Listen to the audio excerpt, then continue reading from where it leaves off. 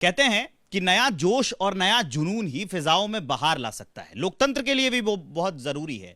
अब की बार जो लोकसभा के चुनाव हुए हैं, इसमें जो नया जोश है, जो नया जुनून है, वो पहुंचा है अपनी संसद में। युवा पहुंचे हैं अपनी संसद में।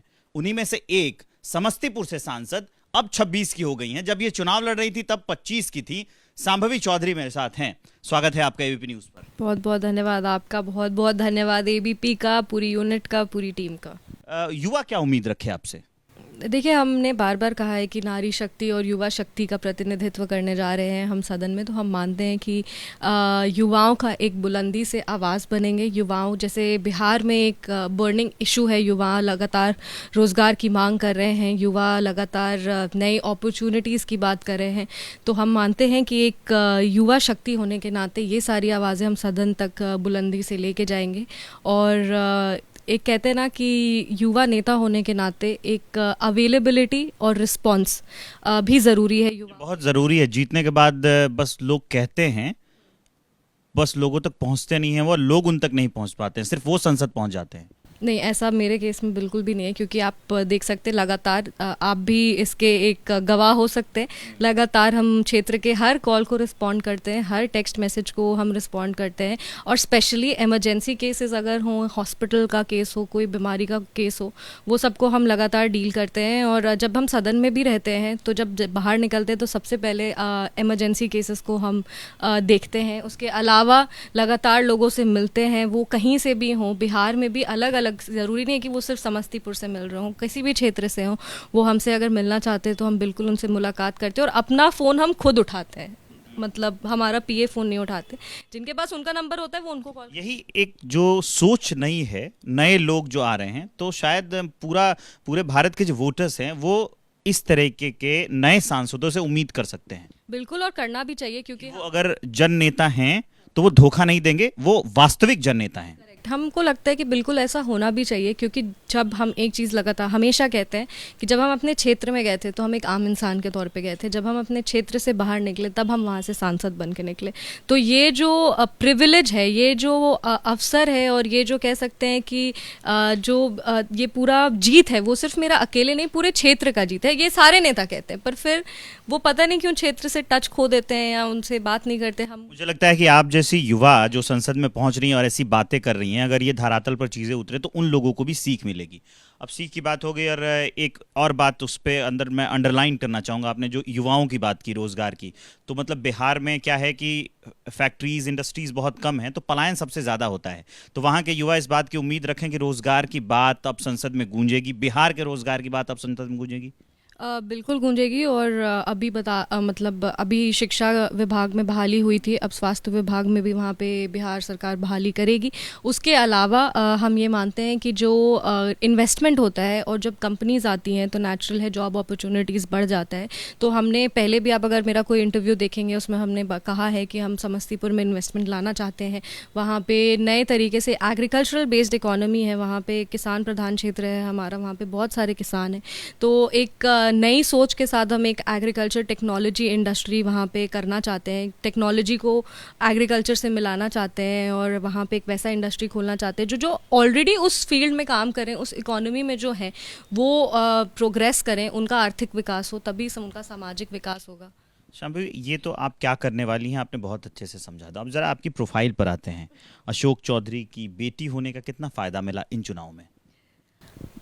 देखिए, हम ये मानते हैं कि हर बेटी का सपना होता है कि वो अपने पिताजी जैसी बन सके, अपने पिताजी के पदचिन्हों पे चल सके, और अपने पिताजी को कह सकते हैं ना कि प्राउड फील करा सके, गौरवान्वित फील करा सके। तो हम मानते हैं कि राजनीति में शुरू से ही बहुत सारी ऐसी चीज़ें हैं जो हमने बचपन से ही देखी अपने पिताजी के वजह से, कैसे लोगों से बात करना है, अपने क्षेत्र के लोगों को कैसे अहमियत देनी है, क्षेत्र के लोगों से कैसे आपको रिश्ते बना के रखने हैं, उनका काम कैसे करना है, उनकी बातें कैसे सुननी है। जब हम चुनाव प्रचार में गए थे तो सब लोग कह रहे थे कि यार कैसे कर रही हो, इतनी यंग हो, नेचुरली आ रहे हैं। तो मेरे को हमेशा लगता है कि ये हम लोग को कभी सीखना नहीं पड़ा, ये देखते ही हम लोग। एक और अंतर है, मैंने भी वो फील किया है और आपने भी फील किया है, ये हर युवा पीढ़ी के लिए है कि जो हम लोगों की नई पीढ़ी है ना, वो पुरानी पीढ़ी बहुत जल्दी हम लोगों को एक्सेप्ट नहीं करती है। वो इस बात से छोड़ देती है कि नहीं, अभी तो नए हो, सीखो पको।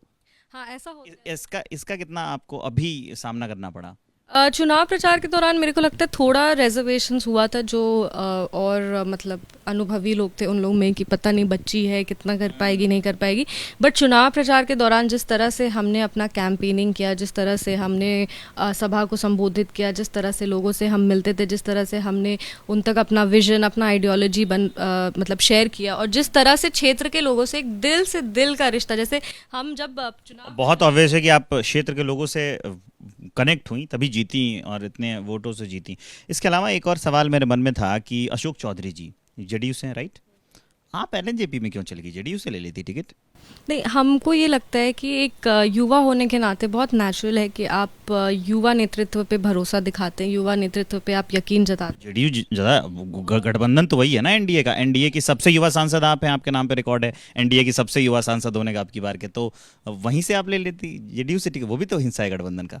नहीं, वो बिल्कुल कोई इसमें शक नहीं है कि वो एनडीए का गठबंधन है, पर एक हम मानते हैं कि एक पर्सनल चॉइस था और एक हम फ्यूचरिस्टिक अप्रोच लेके चलें। जिस तरह से लोक जनशक्ति पार्टी ने अपना प्रदर्शन अभी के चुनाव में किया है और आने वाले कई चुनाव में हम मानते हैं कि हम लोग विधानसभा भी होगा तब भी 100% स्ट्राइक रेट के साथ हम सारी विधानसभा सीटें। जाति का असर था क्या? क्योंकि देखिए बिहार में जितना मैं गया हूँ ग्राउंड पर, सबको पता है पूरे भारत में राजनीति की कल्पना जाति के बगैर नहीं की जा सकती। बिहार में तो और नहीं की जा सकती, क्योंकि जाते लोग पूछ देते हैं कौन जात हो, पूछ देते हैं, बहुत ऑब्वियस है। और हम आप तो शायद बहुत ज़्यादा उससे फैमिलियर हैं।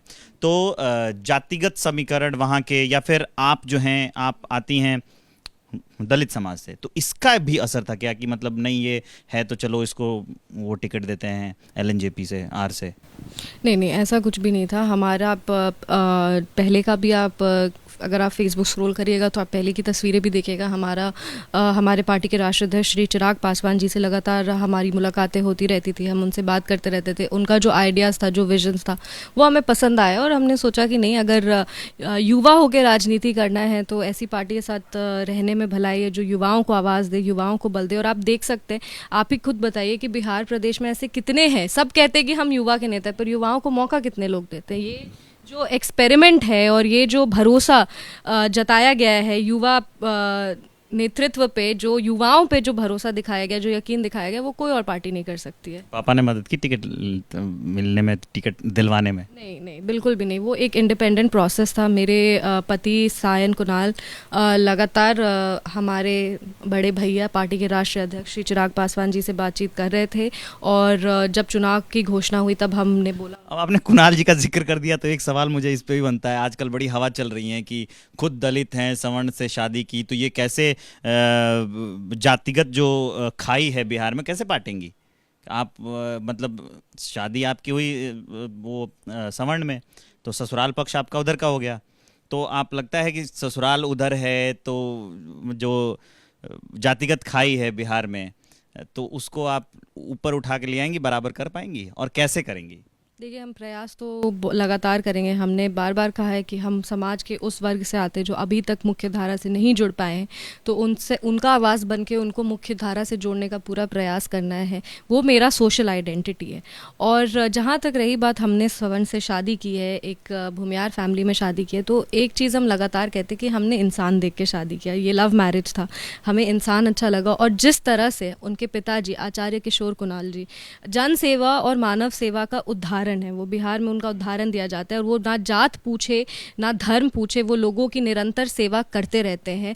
और जिस तरह से उन्होंने दलितों के लिए आवाज़ उठाई है, वो चाहे दलित पंडित रखना हो महावीर मंदिर में, या दलितों का इलाज करना हो, या गरीबों का इलाज करना हो, कैंसर हो, या फिर आप कह सकते हैं कि दलितों का भोजन होता है अमावा मंदिर में, तो ये सारी चीज़ें जो है, हम ये मानते हैं कि कई ऐसे दलित नेता हैं जो दलितों के लिए उतना काम नहीं कर पाए जितना हमारे ससुर जी। स्वामी जी, 2-3 दिनों से जब मैं आ रहा था आपके पास तो कुछ खबरें स्क्रॉल कर रहा था समस्तीपुर की, वहाँ मैंने देखा कि पानी और बिजली की समस्या है इन दिनों गर्मी में, क्योंकि पावर कट हो जाता है, अलग समस्या, और पानी की समस्या है वो सिंचाई वगैरह के लिए। उसके लिए क्या है आगे का, क्या सोच रखा है विजन, उनको कैसे ठीक करेंगे?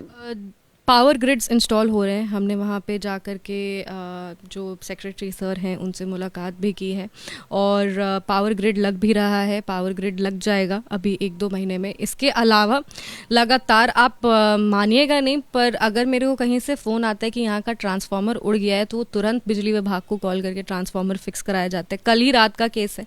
कभी भी कोई ऐसा मेरे को पता चलता है कि नहीं यहाँ पर बिजली की प्रॉब्लम है या यहाँ पर पानी का प्रॉब्लम है, उसको हम जल्द से जल्द फिक्स करने का कोशिश करते हैं। लगातार अपने फ़ोन पे अपडेटेड रहते हैं। रेलवे कॉलोनी में पानी की समस्या थी तो हमने बात भी की वहाँ के पदाधिकारियों से, और लगातार उसका हम ट्रैक रख रहे हैं कि वहाँ पे क्या हो रहा है क्या नहीं हो रहा है। तो हम ये मानते हैं कि अवेलेबिलिटी अगर आपकी है और अगर आपका एक रिस्पॉन्सिव लीडरशिप है, जब आप रिस्पॉन्स दे रहे हैं अपनी जनता को, तो वहाँ के जो पदाधिकारी हैं, प्रशासन है, उनको भी पता चल जाता है कि नहीं यहाँ पे वॉचफुल हैं लोग, तो वो भी अपना काम ठीक से करने लगते हैं। इसके अलावा जो भी मॉडर्न एज टेक्नोलॉजी यूज़ करके, वो पावर ग्रिड का हो, वो इरिगेशन के लिए मतलब सिंचाई के लिए हो, या अलग अलग जो समस्या है, छोटी मोटी लोड शेयरिंग का प्रॉब्लम हो या फिर फ्लक्चुएशन का प्रॉब्लम हो बिजली विभाग का, क्योंकि आप बात की, तो ये सारी चीज़ों पे हमने एक मीटिंग ऑलरेडी कर रखी है और उस पर हम लोग लगातार फॉलोअप ले रहे हैं। समस्तीपुर लोकसभा के जितने वोटर्स थे, आप तो हालांकि सबकी बात कर रही हैं, पैन इंडिया की बात कर रही हैं, समस्तीपुर लोकसभा के वोटर्स के लिए एक उम्मीद की लाइन।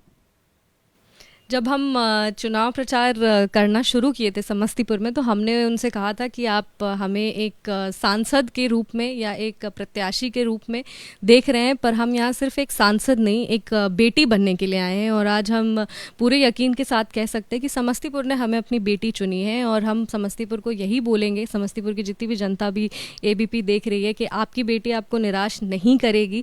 और जिस तरह से जो भरोसा आपने अभी तक हम पे जताया है, उस भरोसे पे हम खड़ा उतरेंगे, आपकी उम्मीदों पे हम खड़ा उतरेंगे और लगातार प्रयास करेंगे। हम दिल्ली में हो या हम समस्तीपुर में, मेरा प्रयास हमेशा यही रहेगा कि कोई भी अगर मेरे पास आए तो उसका जो भी रिक्वेस्ट हो वो खाली ना जाए, उसको हम बिल्कुल पूरा करने का पूरा कोशिश करेंगे।